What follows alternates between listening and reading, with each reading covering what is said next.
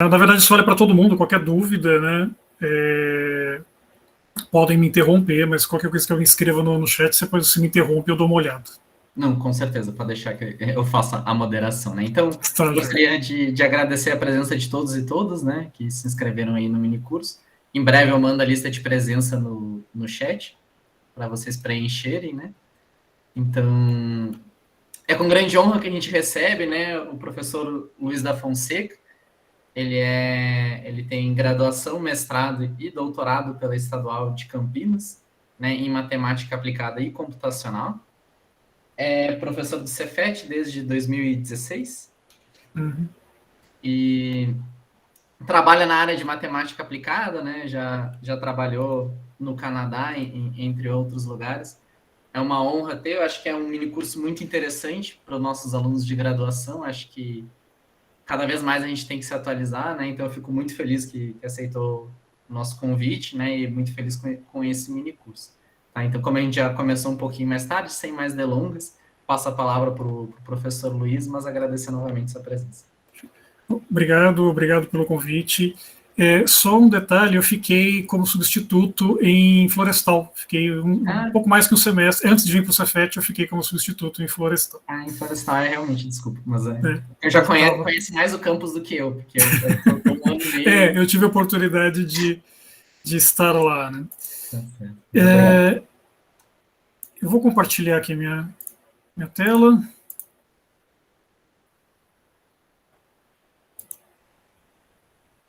Apareceu para vocês aí a apresentação? Sim. Então, só para comentar um pouquinho, a gente dividiu o curso em duas partes, né? A parte de hoje é muito superficial. Para quem já sabe alguma coisa de programação, vai ser muito superficial. A ideia hoje é a gente trabalhar com dar uma introdução para a programação para quem não sabe nada de programação. Então, se for o seu caso, eu espero poder esclarecer um pouquinho. O pessoal que já domina um pouco de programação, vou pedir um pouco de paciência, porque aí a segunda parte, que vai ser na quinta-feira com o professor Denis, aí ele vai mostrar coisas mais concretas do uso do Python dentro da sala de aula. Então, esse minicurso foi organizado especialmente pelo Denis, né? Ele idealizou o minicurso, nós dois organizamos. Nós dois somos professores do Cefet, os dois participamos do Profmat no Cefet. Eu estou como coordenador do Profmat no Cefet por enquanto, correndo atrás do ENA, que acontece esse sábado, né? E a nossa disciplina, esse minicurso está dividido em duas partes. A primeira parte é uma introdução ao Python, basicamente tentar dizer o que é uma linguagem de programação.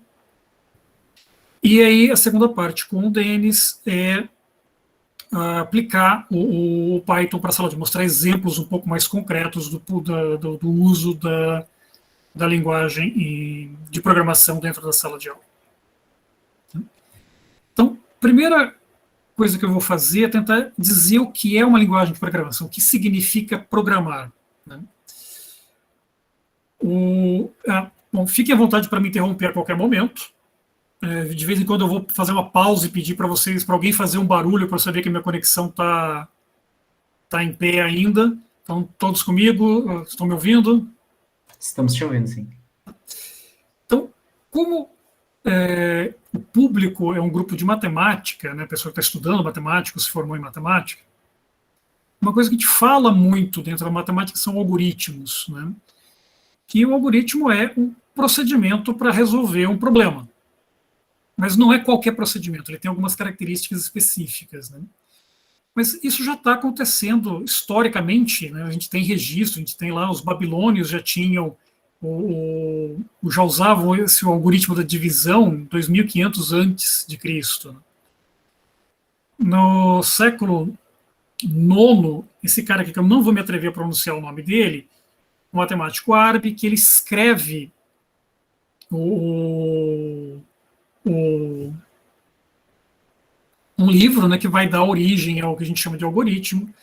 E aí a palavra algoritmo é uma latinização do nome dele.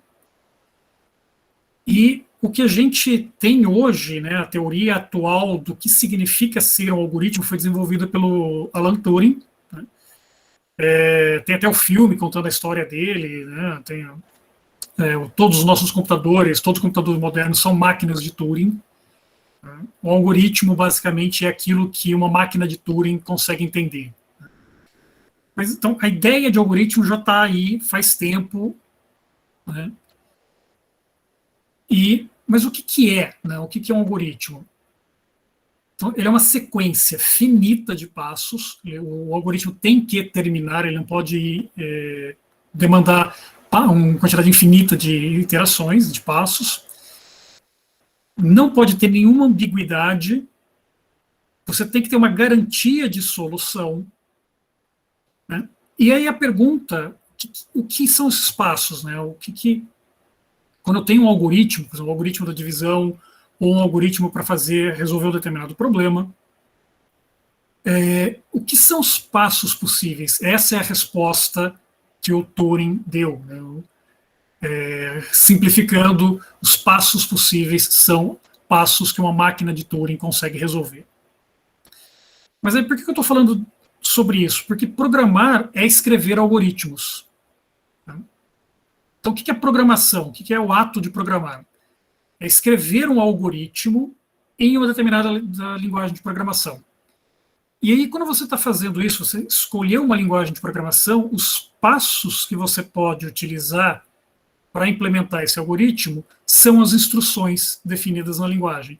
E isso muda. Né? Cada linguagem tem um conjunto diferente de instruções prontas na linguagem. Né? E existem várias linguagens, né? Assembler, Fortran, Algol, Java, C, MATLAB. E aí você tem guerras gigantes entre os desenvolvedores dizendo qual é a linguagem, a melhor linguagem, e a resposta óbvia sempre é a minha linguagem de preferência é melhor do que todas as outras.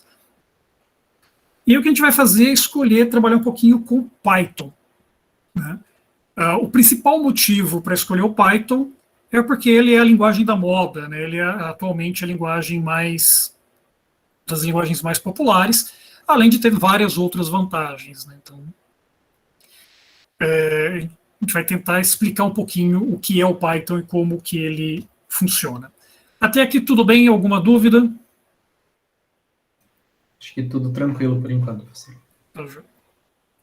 Então, o Python é uma linguagem que foi criada por esse sujeito, né, o Guido von Rossum, não tenho certeza a pronúncia do nome dele. Na verdade, eu acabei não conferindo a nacionalidade dele. Né? Guido parece italiano, Van Rossum parece holandês, então não sei de onde ele é. Mas em 1991 ele cria o Python, né? E o Python tem algumas características que são interessantes para a gente, são motivos pelos quais a gente escolheu essa linguagem. Uma delas é que é uma linguagem de alto nível, que significa que ela é uma linguagem próxima da linguagem humana. Não é tão perto assim, a gente vai ver que ela não se parece com uma linguagem humana, mas em comparação a outras linguagens de programação, ela está entre as mais próximas da linguagem humana. Ela é uma linguagem de uso geral, significa que ela não é dedicada a um tipo de problema específico. Então, se você quer resolver um problema matemático, você pode usar o Python. Você quer implementar um joguinho, você quer escrever um banco de dados, não importa o que você queira fazer, em princípio, você pode utilizar o Python. Isso é comum para muitas linguagens, mas existem algumas linguagens que são de uso específico, são dedicadas para um problema, uma classe de problemas. Um exemplo é o MATLAB, né, que é uma linguagem específica para problemas numéricos. Você tem também a linguagem do matemática, a linguagem do Maple, que são também linguagens específicas. Isso aqui não é importante para nós agora, né, para quem não ficar muito claro isso daqui, mas uma característica do Python é que ela é uma linguagem interpretada. Isso aqui a gente vai usar, já vou mostrar o que é isso daqui a pouquinho.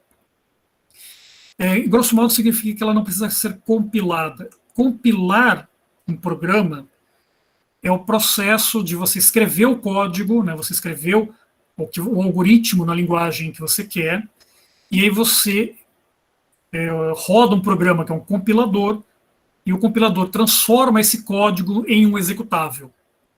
Então, todo programa que você roda no seu computador ou no seu celular, ele começa como um código escrito numa linguagem de programação, ele é compilado, e no momento que ele é compilado, ele se transforma nesse aplicativo ou nesse programa que você vai rodar. Algumas linguagens precisam ser compiladas, elas não têm outra escolha. O Python, ele pode ser interpretado, a gente pode compilar também, a gente pode gerar um programa, um executável a partir do Python, mas ele também pode ser usado como uma linguagem interpretada. O que é isso? A gente vai, escreve alguma coisa, ele responde, escreve, responde, a gente vai ter uma conversa com o Python. É essa a razão pela qual a gente escolheu o Python como uma linguagem apropriada para a sala de aula. Você vê imediatamente a resposta. Ela é imperativa. O que isso significa? Cada comando que você dá é uma ordem, você está comandando o computador. Faça isso, faça aquilo, faça outra coisa. Isso, a maioria das linguagens tem essa característica. Existem algumas linguagens específicas que têm outras, né, outras propriedades, não são imperativas. Uma outra coisa que é interessante no Python, ela é de tipagem dinâmica. Eu vou explicar direito depois o que é isso. Mas o que acontece? A linguagem, o Python, é que vai decidir qual é o tipo das variáveis.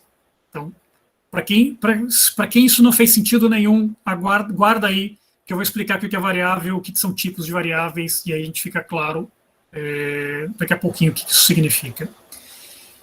E uma outra característica para o pessoal de computação, a Python é uma linguagem orientada a objetos. Então, para nós, aqui nesse momento de introdução à linguagem, a gente vai ignorar o aspecto de orientação a objetos, mas para desenvolver softwares complexos, a orientação a objeto ajuda muito. Né?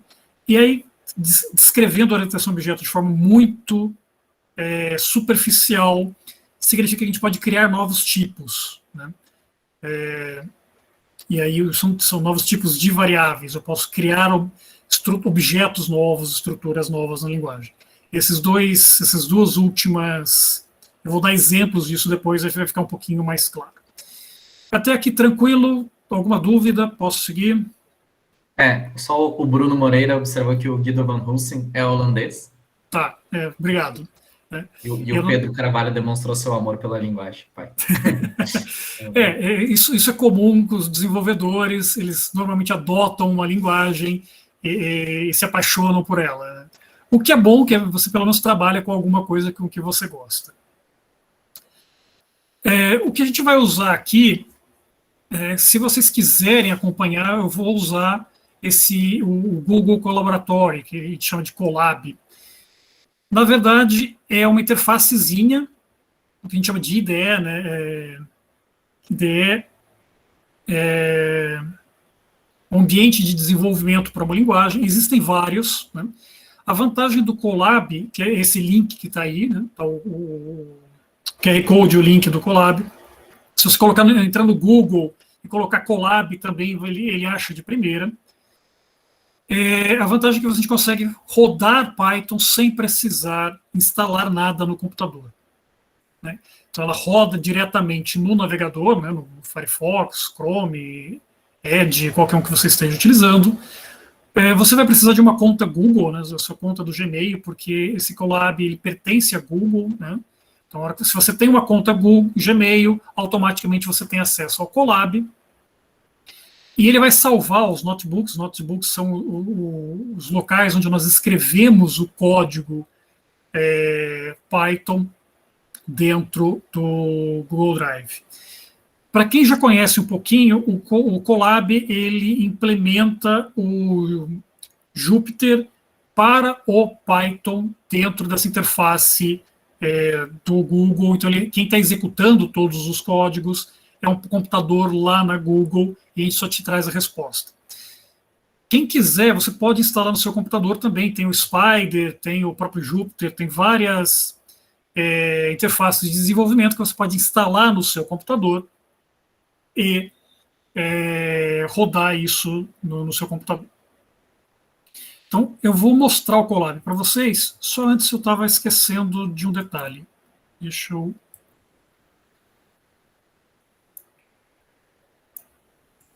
estou colocando aqui no link, no chat, um link para uma apostila que nós escrevemos. Eu não vou seguir a apostila, né? Depois eu passo o link também para essa apresentação e para os notebooks do Colab, mas só para vocês terem aí o link. Então, o que eu vou fazer agora? Eu vou entrar no Colab, e quando a gente entra no Colab, ele vai nos dar essa interface. Então, o que eu fiz foi, coloquei Colab do Google, ele me mostrou lá, habilitei, e aí eu tenho aqui, eu posso digitar os comandos que eu quiser, eu posso escrever os códigos aqui. Só que eu não vou pegar essa vazia, eu vou pegar uma que eu já deixei mais ou menos pronta, para não perder muito tempo digitando as coisas. Então, esse é o Colab. Eu tenho aqui, eu posso escrever texto, comentários, né, ou posso colocar comandos aqui dentro. Então, essa é a interface que a gente vai utilizar. Quem já está acostumado ou quiser usar qualquer outra interface, a linguagem é a mesma, só muda o editor que você utiliza para escrever a linguagem. Então, o que eu vou fazer agora é um comecinho de como a gente vai trabalhar com Python. A primeira coisa que eu vou fazer é usar o Python como uma calculadora. Eu vou fazer contas numéricas com Python. Esse é o uso mais simplesinho que a gente consegue fazer com a linguagem de programação. Então, a gente tem as várias operações matemáticas, né? Soma, diferença, produto. Esse eu tenho que tomar cuidado qual é o comando que utiliza, que a gente implementa. Então, soma, subtração, não tem dúvidas. Produto e divisão também já é bem difundido, que é o asterisco e a barra.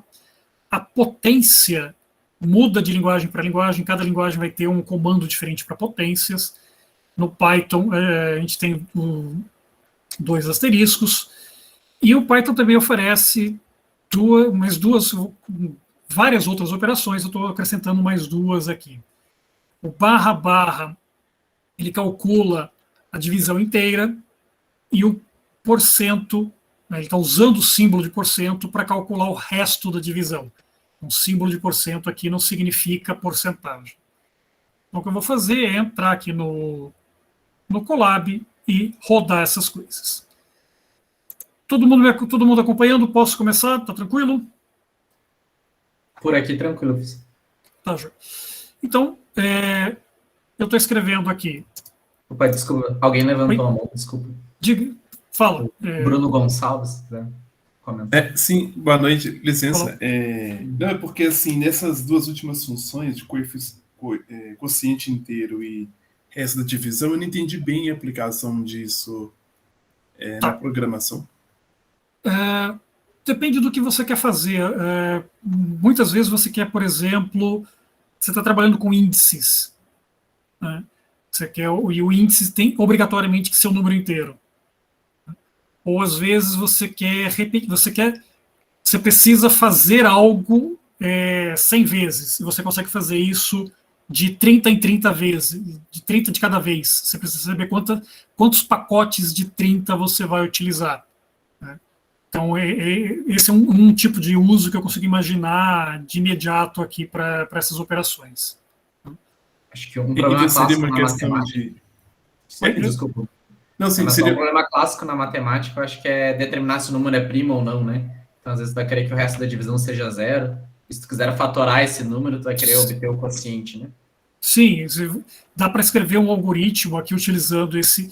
Assim, se eu divido, se eu pego o quociente inteiro de 7 por 3, tá? Isso me daria 2. Esse cara aqui, o resto da divisão, talvez me ajude mais para decidir se eles... divisibilidade, né? O resto da divisão de 7 por 3 vai ser 1. Então, eu já sei que 7 não é divisível por 3. Então, depende muito do que você quer fazer. Algumas vezes eu quero a divisão de verdade, né? Eu quero 7 dividido por 3, eu quero a representação decimal disso, eu quero esse número. Se eu estou falando em área, por exemplo, a divisão, né, área, comprimento, eu posso dividir normalmente nos reais, mas se o número com que eu estou trabalhando tem que ser um número inteiro, essas divisões aqui embaixo podem me ajudar. Entendi. Então poderia funcionar como uma forma assim de arredondamento? Não é bem um arredondamento, porque ele vai truncar, né? O arredondamento ele vai levar para o mais perto, mas é algo nessa linha. Então você vai ter a divisão de um número inteiro por outro e vai obter um resultado inteiro.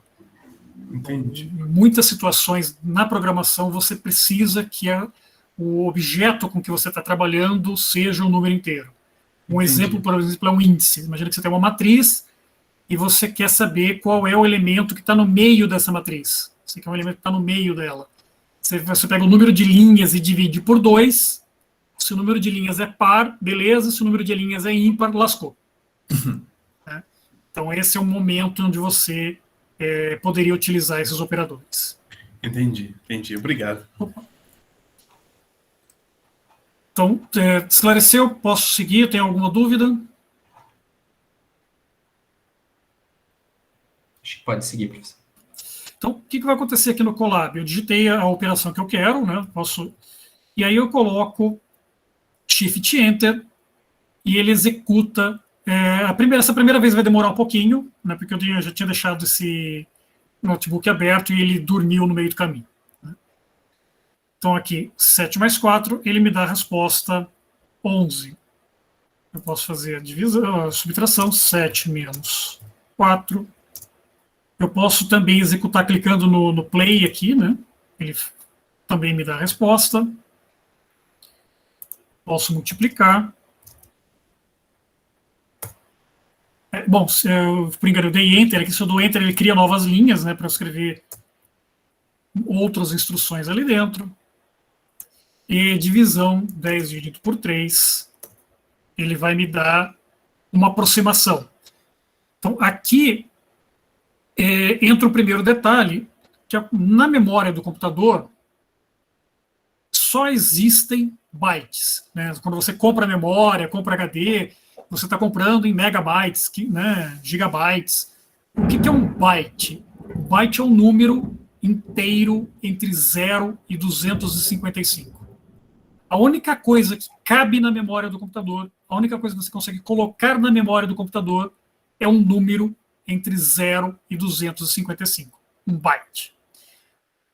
O que a gente tem, historicamente, os caras da computação desenvolveram maneiras inteligentes de aproximar, utilizando bytes, né, representar números inteiros maiores, né, o que é tranquilo. Se eu pego 2 bytes, eu multiplico o primeiro, eu uso como se eu tivesse uma numeração numa potência 256. Então, eu vou multiplicando o byte pela potência, somo todo mundo, eu consigo representar números inteiros do tamanho que eu quiser. E para representar números fracionários, números reais, o que a gente usa é uma notação de ponto flutuante. Depois eu explico um pouquinho melhor o que é isso. Mas, grosso modo, é uma aproximação. Eu tenho um número limitado de casas decimais. Na verdade, eu tenho um número limitado de bits representativos, mas para a gente não faz muita diferença aqui de pensar em casas decimais. A gente tem um número fixo de casas decimais. Então, observa que a gente tem uma aproximação aqui. Esse último carinha, ele colocou 5. Ele não consegue representar infinitas vezes o número 3. E esse eu tenho a divisão inteira.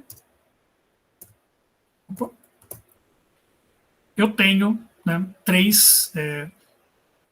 eu tenho 3 vezes o número 3 dentro do número 10. Então, aqui eu tenho só a parte inteira. Então, não é um arredondamento, porque ele está truncando. Se fosse 39999, seria 3 aqui do mesmo jeito. Ele vai truncar a parte inteira. E a divisão e o resto da divisão é 1. Então, aqui eu posso... Se eu preciso que o resultado seja inteiro, por algum motivo, eu posso fazer essas operações com números inteiros. A potência, né, são os dois asteriscos juntos, sem espaço aqui. O espaço entre o número e a... Eu posso colocar espaços, quantos espaços eu quiser. Tá? Só que aqui, como os dois asteriscos são um comando só, eu não posso colocar um espaço entre eles, que ele vai me dar problema. Opa. Então aqui 3 elevado ao quadrado é 9, e eu posso fazer essa conta também com números fracionários. 3,7 elevado a 2 é esse 13,69 alguma coisa. 3,7 elevado a 2,2 é esse outro número aí. Provavelmente vai ter outras casas decimais aqui, mas ele está truncando até onde ele consegue armazenar informação. E a gente pode usar, o computador vai respeitar a precedência de operadores, então ele vai fazer primeiro potências, depois produtos e divisões, depois somas e subtrações. Então ele obedece a precedência de operadores convencional da matemática. E a gente pode, se a gente quer alterar isso, a gente coloca parênteses. Né? Então aqui eu estou mandando ele fazer a soma e a subtração primeiro, e só depois fazer a multiplicação. E eu posso encadear, né, posso encaixar quantos parênteses eu quiser. Ele vai entender esses parênteses encaixados como... deixa eu colocar alguma coisa que não vai dar zero aqui. Né? Então eu posso... a gente não tem na computação aquela regra de que é parênteses, depois colchetes, depois chaves, depois repete. Para operações aritméticas, operações em geral, é sempre parênteses. Eu posso encaixar quantos parênteses eu quiser, um parênteses dentro do outro, pares de parênteses dentro do outro, sem ter nenhum limite. Até aqui ficou mais ou menos claro como fazer essas continhas com o Python. Alguma dúvida?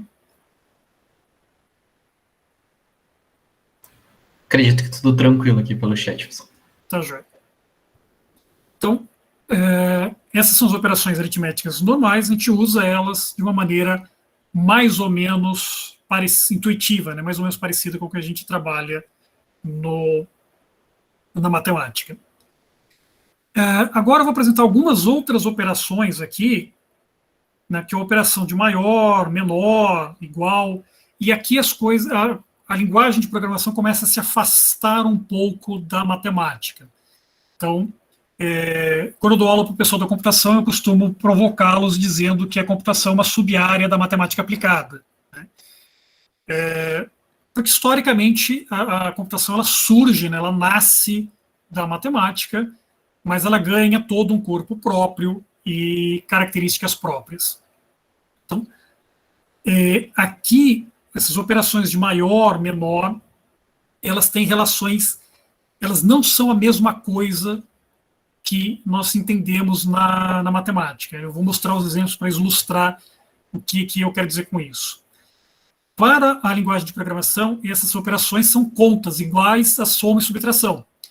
Então, a hora que eu faço 3 mais 4, eu obtenho 7. Então, eu peguei esses valores numéricos, fiz a conta e obtive um resultado. Aqui nós vamos obter a mesma coisa. Eu vou fazer 3 maior do que 4 e ele vai me retornar falso. Eu vou fazer 3 maior do que 2 e ele vai me retornar verdadeiro. Ou seja, ele está fazendo uma conta com valores numéricos específicos e retornando uma resposta específica, que nesse caso, para essas operações, vai ser verdadeiro ou falso. Tudo bem até aqui? Posso ir para o Colab e mostrar como isso funciona? Tudo tranquilo. Sim. Então, vou mostrar aqui as outras operações. Então, o que eu vou... Primeiro exemplo aqui.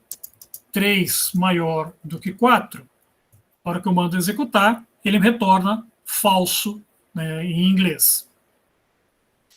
Se eu fizer 3 menor do que 4, ele retorna verdadeiro, true, em inglês. O 3 menor ou igual a qualquer outro número, eu estou fazendo 3 menor ou igual a 3 aqui, a gente usa o sinal de menor e ou igual em sequência, porque a gente não existe o símbolo de menor ou igual no teclado. Então, para a gente poder digitar isso, a gente digita o menor ou igual. e aí ele vai me retornar verdadeiro ou falso. Então, 3 menor ou igual a 2, falso, 3 menor ou igual a 3, verdadeiro, e 2 igual a 1, ele vai me retornar verdadeiro ou falso. Observa que são 2 sinais de igual. Tá? O sinal de igual sozinho tem um significado diferente que eu vou explicar daqui a pouquinho. Então, 3 é igual a 3, sim, né? Verdadeiro. Se eu fizer 2, esse símbolo de exclamação mais é o diferente, é o desenho, né? É o símbolo que ele usa para representar o diferente. Então, aqui, 2 diferente de 3, ele vai retornar verdadeiro. Tranquilo? Ficou claro que essas operações são contas, né? Ele vai fazer uma conta específica, ele vai comparar um cara com o outro, verificar se a relação é verdadeira e retorna verdadeiro ou falso. Tranquilo? Posso seguir? Pode seguir, sim. Bom, o que a gente estava fazendo até agora era usar o Python como uma calculadora. Eu escrevia uma expressão, né, e ele me dava a resposta. Mas, em geral, a gente quer fazer coisas mais elaboradas do que isso. E uma das primeiras necessidades é armazenar valores, né? A gente quer guardar valores dentro da memória do computador para poder utilizar isso no futuro. Então, as variáveis são as estruturas que a gente utiliza para armazenar valores na memória do computador. A gente tem que tomar cuidado aqui com essa palavra, porque a palavra variável para matemática tem um significado, para estatística tem outro significado, para computação tem outro significado. Então, tomar cuidado para não confundir o que significa quando a gente está falando em variável. Quando nós nos referimos a variáveis em programação, nós estamos simplesmente nos referindo a um pedacinho da memória do computador, que nós vamos atribuir um nome para ele, e ali a gente vai armazenar alguma informação de um tipo específica. Eu vou ilustrar isso melhor. E aí, dentro de uma variável, né, dentro desse pedacinho de memória do computador, a gente pode... O que está registrado lá, o que tem dentro da memória do computador são bytes. Mas a maneira como eu interpreto esses bytes, os bytes muda, eu escolho como que eu quero fazer essa interpretação, e o significado deles mudam. Então, eu posso querer armazenar um número inteiro, então o que o Python chama de um int, né, que é uma variável do tipo inteiro, ali dentro tem um número inteiro armazenado. Se eu quero armazenar um número real, a gente vai usar um float ou um double. Double, na verdade, é simplesmente um float com o dobro de espaço. Esse nome float, ou flutuante, vem da maneira como esse número é representado. Então, para a gente, de uma maneira simplificada, imagina que você está escrevendo um número num papel quadriculado e você tem 4 quadradinhos.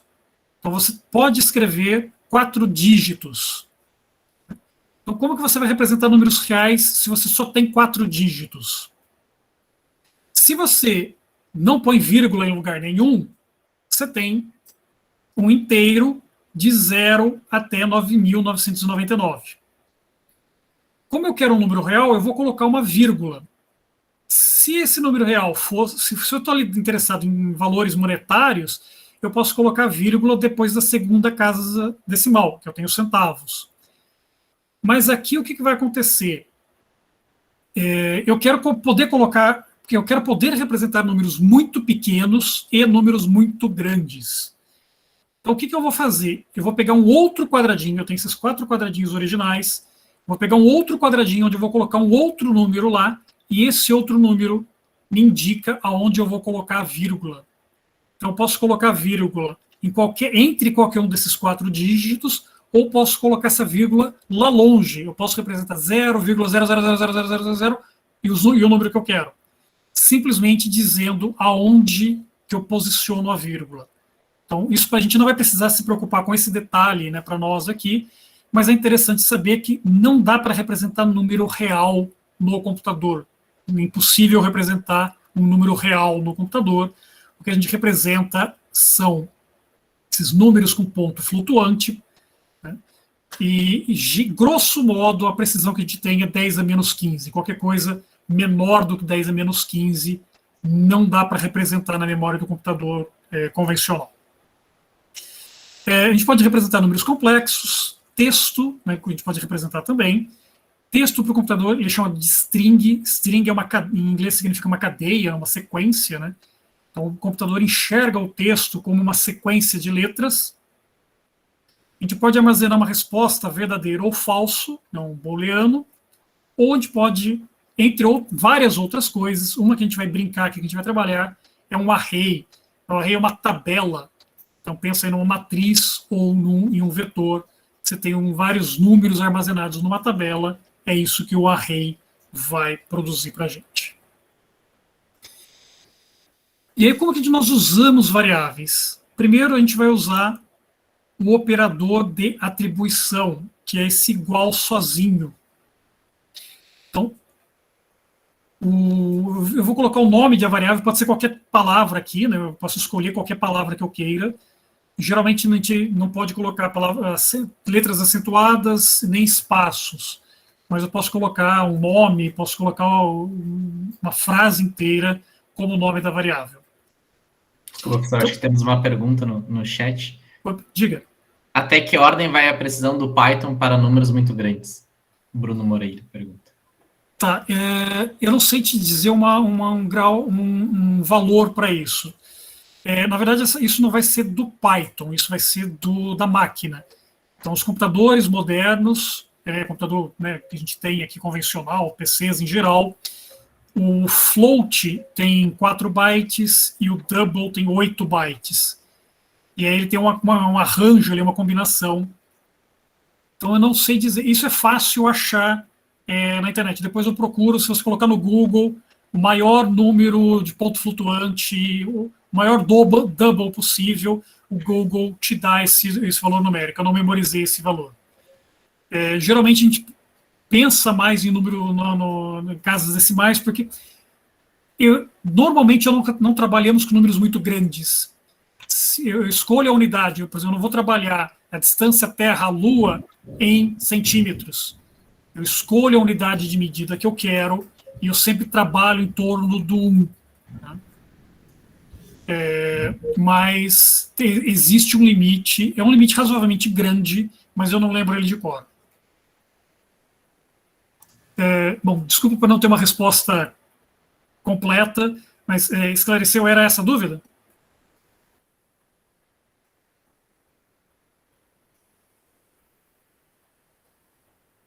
Ele disse sem problemas, já é suficiente.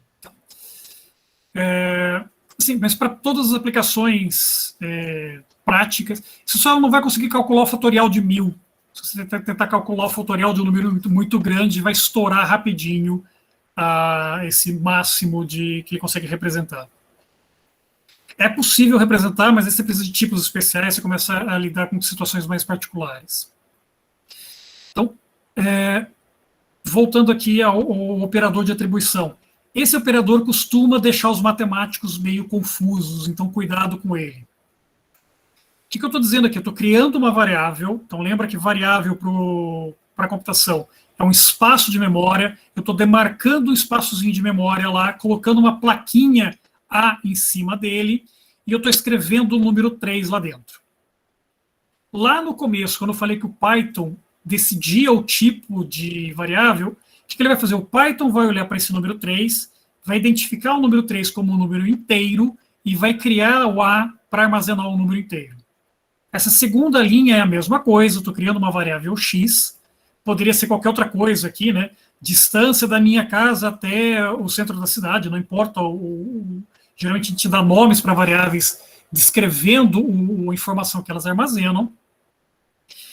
Eu estou usando o operador de igualdade, que ele vai criar esse espaço de memória, colocar a bandeirinha X em cima dela, vai verificar que esse 16,89 é o número de ponto flutuante, né, um número fracionário, vai armazenar ele como um número de ponto flutuante dentro do espaço X. O último carinha aqui, eu estou criando uma variável chamada nome e estou guardando o meu primeiro nome lá dentro. como isso é uma string, né, o Luiz é uma sequência de letras, não é um nome de uma outra variável, não é um nome de função, eu preciso colocar entre aspas. Pode ser aspas simples ou duplas, não importa. O que acontece é que você abriu com uma, tem que fechar com a mesma. Mas você pode escolher aspas simples ou duplas, como você preferir. E aí, cuidado para não confundir com a operação de comparação de igualdade. Esse operador igual vai pegar o valor que está à esquerda, o valor que está à direita, testar se os dois são iguais e retornar verdadeiro ou falso. Nessa linha de baixo que ele vai fazer, ele calcula, né, ele sabe que a operação de soma vem antes da operação de teste de igualdade.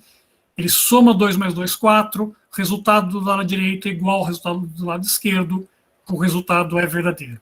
Então, o operador de atribuição cria uma variável, armazena um valor dentro dela.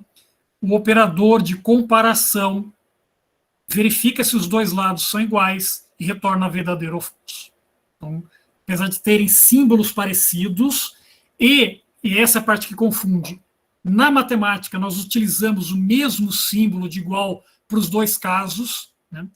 Então, o primeiro caso aqui da atribuição é mais ou menos o que acontece quando nós fazemos uma definição, f de x igual a x ao quadrado. Eu estou determinando que a função f de x seja, a partir deste momento, igual a x ao quadrado. Que é diferente de quando eu uso a igualdade para resolver uma equação. X ao quadrado igual a 4. Eu não estou determinando que x igual a 4, x ao quadrado seja 4. Eu estou perguntando quais são os valores de x que atendem a essa equação, ou seja, nesse caso estou lidando com uma coisa mais parecida com esse operador de comparação. E aí, para fritar a cabeça de muito matemático, para a linguagem de programação, isso que está escrito aqui embaixo é perfeitamente válido, não tem problema nenhum com o que está escrito aqui embaixo. O que eu estou fazendo? Primeira linha, eu estou mandando o computador criar uma variável x e guardar o número 1 dentro desse espaço x. Na linha 2, o que eu estou fazendo? Estou mandando, pega o valor que está dentro da variável x, soma com 1, pega o resultado e guarda de novo dentro da variável x. Então, a hora que o computador executar isso daqui, aqui embaixo, x armazena um número 2. E é assim que a gente faz para contar no computador. Eu quero saber quantas vezes eu repeti alguma coisa. Eu começo, antes de começar as repetições, eu faço alguma coisa, x igual a 1. Dentro das repetições, eu faço x igual a x mais 1. Cada vez que aquilo repetir, ele soma 1 no valor de x. Então, observa que o significado matemático disso aqui seria algo completamente diferente. Para a matemática, não existe valor de x que resolva essas duas equações. X não pode ser igual a 1 e igual a ele mesmo mais 1. Na verdade, para a matemática, essa segunda operação aqui não faz sentido, em geral, com o entendimento que nós temos normal do operador de igual. Então, o símbolo de igual para a programação ou é uma atribuição ou é uma comparação, não é a igualdade matemática. Tranquilo até aqui?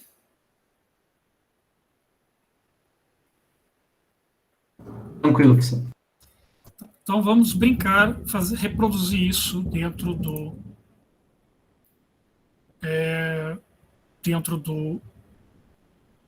Python.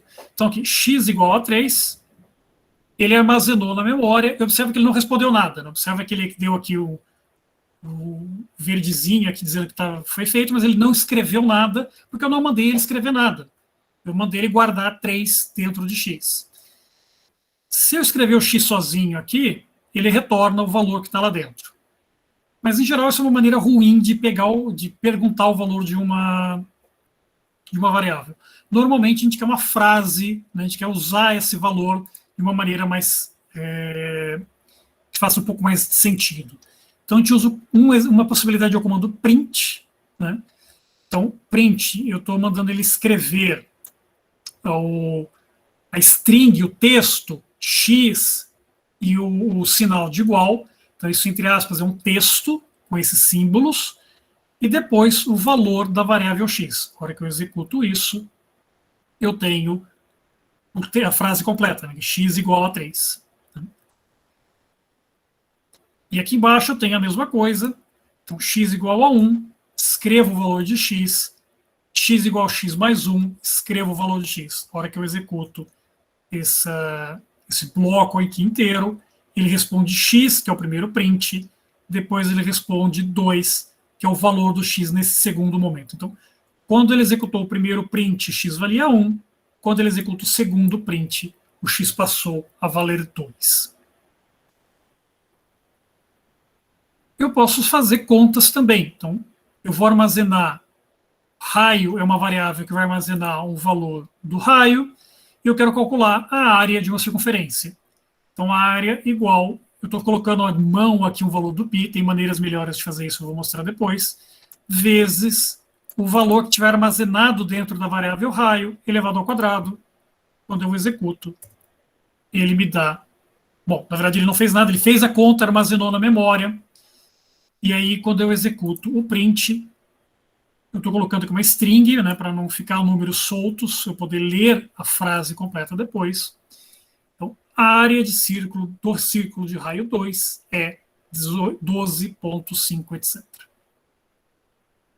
Tudo bem até aqui?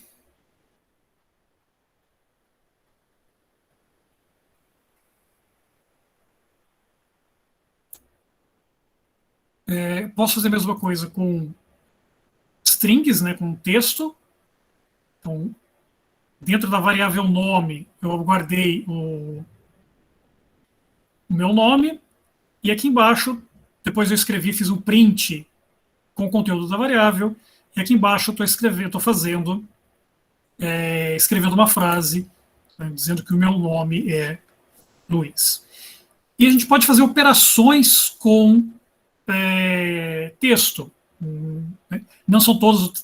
A gente usa os mesmos símbolos, mas o significado é outro. O que eu estou dizendo aqui? Que a variável frase vai armazenar o texto nome, 2 pontos, concatenado, e logo em seguida continua o conteúdo da variável nome. Quando eu exibo o conteúdo da variável frase, nós temos o conteúdo, todo esse conteúdo, que é o que eu mandei armazenar nela. Tudo bem até aqui? Estamos com um tempo muito curto aqui, então eu vou tentar terminar pelo menos essa primeira parte das funções.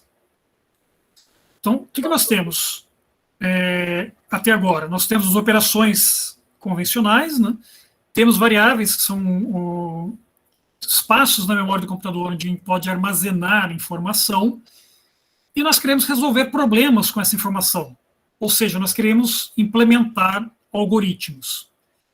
Então, a maneira mais comum, né, de a gente fazer isso é criando funções. Então, cuidado que a função para programação não é a mesma coisa que função para matemática. Ela usa o mesmo nome porque, historicamente, ela foi criada a partir da matemática. Então, uma função para a programação é uma implementação de um algoritmo. Então, ou seja, é um conjunto de instruções. Eu tenho uma lista de instruções, uma lista de comandos que implementa o algoritmo. E é a principal forma para a gente organizar o nosso código. Eu não quero um código só com 5.000 linhas. Eu não vou conseguir ler isso, eu vou me perder lá dentro. Então, eu divido esse código em várias pequenas funções, onde cada função tem um número pequeno de linhas, e aí eu consigo me organizar melhor e não me perder nesse código. E aí a diferença da função para programação para a função matemática é que a função matemática sempre recebe um número, recebe um parâmetro e retorna outro. Quer dizer, a função matemática ela leva um elemento do domínio a um elemento da imagem. Para nós aqui, na programação, não. Ela pode receber um parâmetro ou não. E ela pode retornar um parâmetro ou não, depende do que eu quero que ela faça.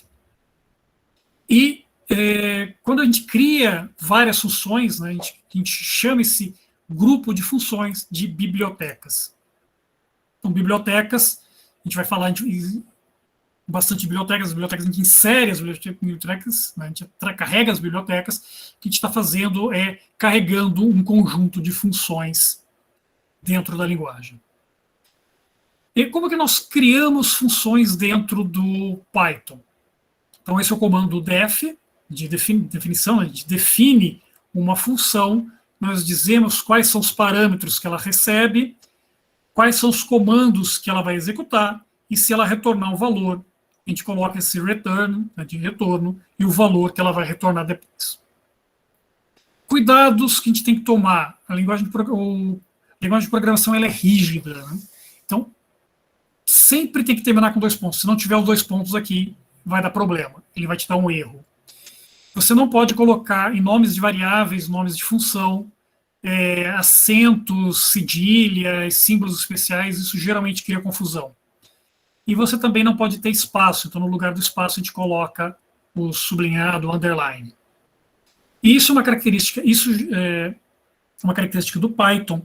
Para dizer quais são os comandos dentro da função, a gente alinha todo mundo um pouquinho para dentro. Aqui a gente chama isso de indentação. A indentação é colocar um conjunto de alguns espaços ou um tab aqui e alinhar todos os comandos que estão dentro da definição da função, todos eles nessa coluna aqui, à direita da coluna que está o dev. Então, é isso que o Python usa para definir quem está dentro de quem. E aqui nós temos um exemplo de uma função, né? É a função típica que todo programador fez uma vez na vida, que é o Hello World ou Olá Mundo. Então, estou definindo uma função, a função se chama Olá Mundo, ela não recebe nenhum parâmetro, então por isso tem um parênteses vazio aqui, 2 pontos para dizer que daqui para frente vêm os parâmetros da função, os comandos da função. O comando que tem dentro dela, observe que o print está alinhado à direita do def, e eu estou escrevendo simplesmente a frase Olá Mundo, e aí terminou, não tem mais nada aqui embaixo. Eu vou agora executar esse carinha aqui.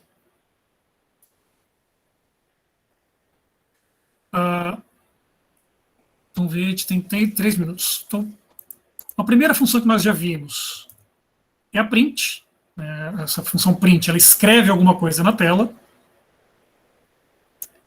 Se eu tentar calcular o cosseno, eu vou obter um erro, porque o Python não sabe a priori, ele não conhece uma função cosseno. Não existe na linguagem Python a função cosseno. Se eu quero calcular o cosseno, eu preciso carregar uma biblioteca. Ou seja, eu vou trazer de fora, vou trazer para dentro da linguagem Python um conjunto de funções. Então, import é o comando Python para inserir a biblioteca, e math é o nome da biblioteca matemática. Então, eu inseri a biblioteca matemática, e agora a biblioteca matemática conhece a função cosseno. Eu posso executar, calcular o cosseno, logaritmo, raiz quadrada, tanto de números inteiros, né, de raízes quadradas exatas, quanto... E a função a biblioteca matemática também tem agora o número π. Eu não preciso mais escrever à mão 3,14. Ele já tem o número π e outras constantes, né, o e, né? E em math, ele está me dizendo aqui qual é que a biblioteca existe. Para criar uma função, eu escrevo o código no def para definir a função, coloco o código dela, executo. Então, ele guardou na memória o Olá Mundo como sendo uma função. A partir daqui, eu posso, a qualquer momento, executar essa função. E ele executa para mim. Aqui está um exemplo de uma função um pouquinho mais interessante. Então, aqui eu estou definindo a função área do círculo. Ela recebe o valor do raio, calcula a área, que é o π, que eu estou trazendo da biblioteca de matemática, multiplicando pelo valor do raio ao quadrado, e em seguida eu escrevo o valor na tela. Então, eu executei, ele armazenou essa função agora existe na memória do Python, e eu posso executar essa função com qualquer valor que eu queira. Então, a área do círculo de raio 3 é 28,2, a área do círculo de raio 7 é 153, alguma coisa. Mas, em geral, eu não quero só escrever um número, eu quero fazer contas mais elaboradas. Então, eu não quero esse print valor, não é o que me interessa. Eu quero que a função receba o raio e retorne o resultado. Então, essa é uma nova função. Eu estou redefinindo. Então, ao fazer isso, eu estou escrevendo em cima da função anterior essa nova. Então, agora eu esqueci a função área do círculo anterior. Tem essa nova função que calcula e retorna. Então, o que eu tenho aqui, eu calculo a área do círculo 3, armazeno na variável S, e depois eu faço alguma coisa com isso. Por enquanto, eu estou só escrevendo na tela, e aqui a área do círculo de raio 3 é 28. Até aqui, está mais ou menos claro? Alguma dúvida? Acho que não, professor, só para avisar, puder encerrar aqui nos próximos minutos. Que a gente isso que eu estava vendo aqui, já roubei um minuto de vocês. Só Não, mostrar o último exemplo aqui da função e a gente já encerra. Tá bom, muito obrigado. Então, aqui eu tenho uma outra função, é a mesma ideia ainda, só que agora eu vou calcular o volume do cilindro. Ele vai receber o raio da base e a altura. Eu vou usar a função que a gente já definiu, que é a área do círculo, que recebe o raio e retorna a área da base, e o volume do cilindro é a área da base vezes a altura. Então, agora, eu defini uma segunda função que usa a minha primeira função para calcular agora o volume do cilindro. Então, eu digo qual é o raio, digo qual é a altura, e aí eu executo. O V agora armazenou o volume do cilindro, e eu posso escrever esse resultado aqui. E aí eu vou encerrar aqui, tem muito mais coisa que seria interessante falar, mas aí não deu tempo. A gente encerra por aqui. Eu vou ver com o Denis depois, se ele prefere continuar esse pedaço ou fazer direto a parte das atividades de sala de aula que ele preparou. Só passando rapidamente, a gente pode fazer testes, tomar uma decisão e fazer uma coisa ou outra, dependendo se o teste é verdadeiro ou falso. E nós podemos repetir alguma coisa, por exemplo, calcular o fatorial. A gente vai repetir um processo diversas vezes. A gente tem também estruturas prontas na linguagem para isso. Tá? E aí, como encerrou o tempo aqui, a gente encerra por aqui e libero vocês, mas eu fico à disposição caso vocês queiram tirar alguma dúvida, comentar alguma coisa. Bom, gostaria de comentar, então, com a sua permissão, o material vai ser disponibilizado no nosso site por e-mail para todos os inscritos. Uhum. Esse material do Drive, junto com todos os links que passar para a gente. O Lucas pediu para agradecer pessoalmente, né, a sua presença, toda a comissão organizadora agradece a presença, está muito honrado. É muito chato a gente ter que encerrar antes, ainda mais quando está muito interessante, né, tá indo por um caminho muito legal. Então, eu convido todos, né, a participarem da palestra do Regis, que está começando agora no nosso canal do YouTube. Queria agradecer novamente ao professor Luiz da Fonseca e ao Denis por terem aceito fazer parte da nossa semana. Acho que realmente enriqueceu a nossa semana. Muito obrigado, professor. Eu pedi uma salva de palmas virtuais aí. Professor, muito obrigado. Obrigado, eu que agradeço o convite e a atenção de vocês. Só uma pergunta, qual que é mais fácil?